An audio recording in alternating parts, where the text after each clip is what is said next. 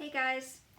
So it's another segment of Fanged Pipsqueak Reads, but I'm gonna do things a little bit differently now.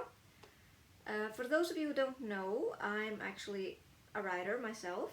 I've written a series. Uh, yeah, well, third book will be coming soon, hopefully at the end of March.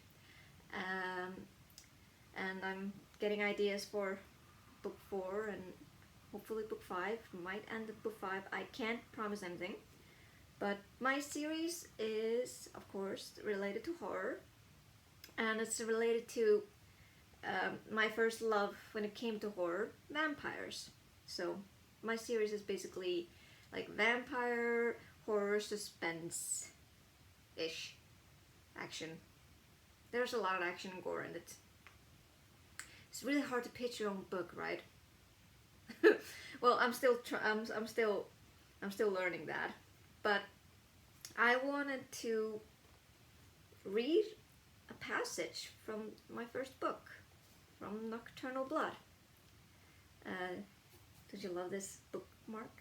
This is from Book Art Bookmarks. I'll leave a link to the Etsy store there so you can order something similar like this. It's really nice. Keeps it nice and closed. But for those of you who don't know what the first book of Nocturnal Blood is about, I'll just read the blurb for you. Anchorage, Alaska. A place where people don't care if someone goes missing. A place where Leia Walker tries her hardest to hide from the world, wanting a normal life without anxiety and OCD. But Leia's bubble pops when an old friend is back in town and twists Leia's reality. A bloody event proves that what Leia is scared to learn. Sophie Gardner, her old high school friend and savior from the bullies, is a vampire. Forced to run away with Sophie, Leia's life takes a terrifying turn when vampires and hunters come after them. The only thing preventing them from losing themselves is their friendship. But will it be enough to escape the inevitable bloodbath? Okay, my voice is a little bit, like I have a little bit of a cold, so might not be the best time to read this, but I figured I might give it a shot. If it goes bad, I'll just do another one. But I'm not the best at reading stuff out loud, so we'll see how good my reading will be. But I wanted to read. It's a little bit into the story, the passage I wanted to read for you guys. It's about it's the scene where Leia and Sophie stumble upon a ghoul. A ghoul in my vampire lore is a human who has been drained of all of his blood, like all of its blood, and then just left to die. However, if vampires don't cut off the head immediately after draining a human, they will become a ghoul. Basically, it's kind of like a zombie, similar to a zombie, but it's more faster, and he will eat anything, just whatever it will get its rotting teeth into. So I wanted to read the scene where they stumble upon one such being. Alright, bear with me, and here we go. The ghoul has his hunched back to us. Its rotting skin is a mixture of mud brown and moss green. The protruding belly is filled with noxious gas from decomposing human flesh, and probably other disgusting things that disfigured creature has consumed. It releases that gas with every small move. Its torn neck shows the muscle and cartilage, and oozes lime green pus and pulsating pustules that threaten to explode. The clothes are covered in dried blood and dirt. Its shaggy brown hair is frazzled and matted with grime. A trail of mutilated rats lays scattered on the ground, as well as a cat that has been ripped to shreds, guts and blood splattered in gruesome graffiti across the trash cans. The sight is horrendous, but the smell is worse. Like meat that's gone bad, mixed with the decomposing organic matter from the trash and the blood's iron. I gag and cover my mouth with my left hand. My stomach lurches and I'm terrified I'll puke my guts out. The only horrible smells I've encountered before is blood and blue cheese. This is so much worse. My eyes water. I take a few steps back, hoping for cleaner air. The ghoul stops looking for edible trash and turns towards us. Its eyes are bloodshot and glazed, but the spark of bloodlust is there. Its mouth is set in a permanent snarl and smeared with flesh, fur, and blood. Instead of fingernails, its finger bones have grown longer and sharper. Sophie and I freeze as the ghoul surveys us with mild interest, cocking its head like a curious but confused dog. Its raspy breath makes the hairs on my forearms stand on end. Are ghouls anything like the movie zombies, who rely on movement and sound to find their prey? I remain still, barely allowing myself to breathe, even though I'm about to piss my pants. The ghoul growls, eyes locked on us. 2 juicy meat bags. Fuck! Sophie sprints towards the savage omnivore, fist balled and ready to punch.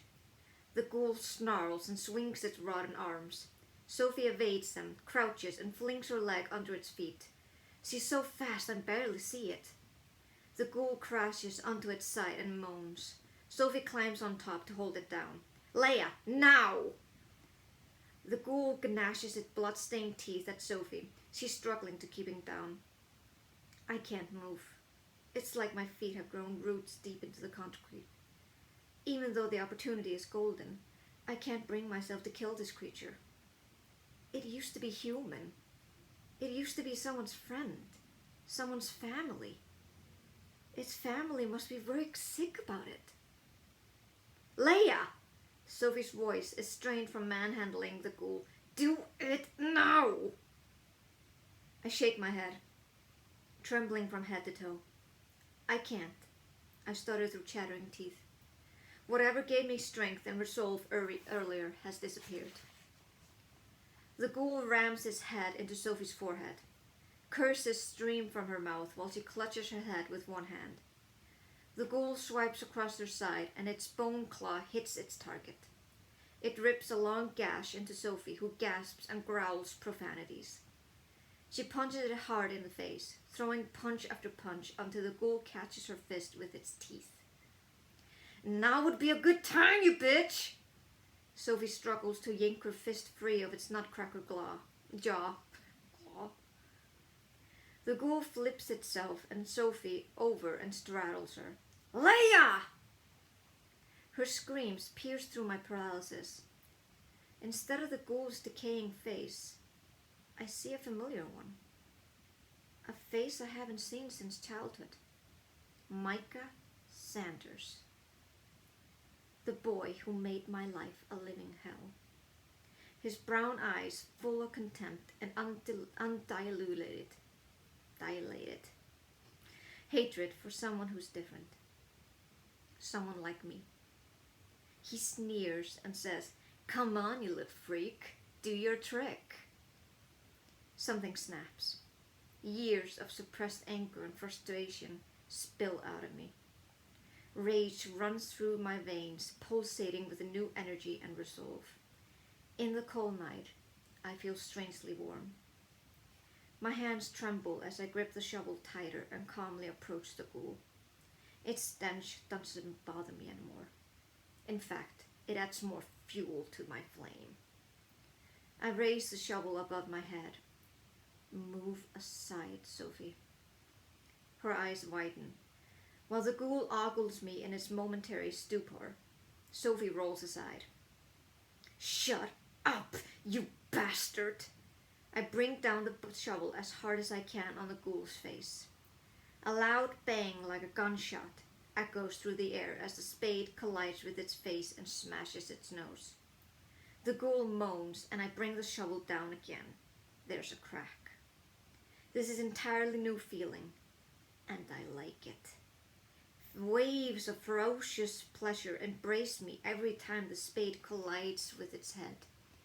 It's like when you discover a new hobby or a new sport you weren't sure you'd enjoy, but which is fun once you try it. Nothing around me matters. What does matter is beating this asshole to a bloody pulp. He will pay for what he did to me all these years ago. I blink away tears when they cloud my sight. A cold hand gently touches my arm, but I ignore it. I bash the ghoul with every ounce of strength I have left. My hands are sore and blistered when someone takes the shovel away from me. Leia, that's enough. My surroundings clear like a dissolving fog. I'm panting, and my glasses are foggy from my breath. I remove them to clean them, but when I put them back on, they're smeared with something dark. I frown. I take them off again and rub them with my sweater. You really did a number on it, Sophie says. She doesn't look at me, but I hear distaste and awe. What do you mean? Since my glasses are cleaner now, I can see what's before me. It's not pretty. The ghoul lies sprawled on the ground, its body twisted in a weird angle as if it wants to imitate the chalk guy on crime scenes. Everything is intact except his head. It's smashed to bits. There's nothing left to indicate there was a head to begin with. Just pieces of skull and brain matter slushed together like a disgusting chunky smoothie. I feel nauseous. I adjust my glasses with a shaking hand. They're not clean. They're coated in ghoul. My clothes are splattered with it. The shovel is painted with bits of flesh, bones, and brain matter, and they drip to the ground in little droplets. Oh my god. I empty my stomach of what little contents it had. My bile adds to the foul smell in that narrow alley. Sophie wrinkles her nose, but awkwardly pats my back as I hack and cough until my throat is raw. Well, it was messy, but at least you got the job done. I was afraid you wouldn't have it in you, but you came through. Her words are supposed to be encouraging, but even my OCD doesn't pick up on the praise. I think I'm going deaf. Everything goes black, and I fall to my knees amidst the horror. Only thing that resounds in my head as I sink into oblivion. Murderer. So, this has been a reading passage from Nocturnal Blood, my very own vampire horror. I'll put a link down below if you are interested in reading, grabbing a copy of my book. And if you do end up reading it, I would really appreciate it if you would maybe leave a review on Goodreads or on Amazon. It would really help a little indie horror writer like myself. But other than that, I thank you for listening. I hope my accent wasn't that bad, or my reading. It's like this is the first time I've ever done something like this before, so I hope it was alright. But until next time, see ya!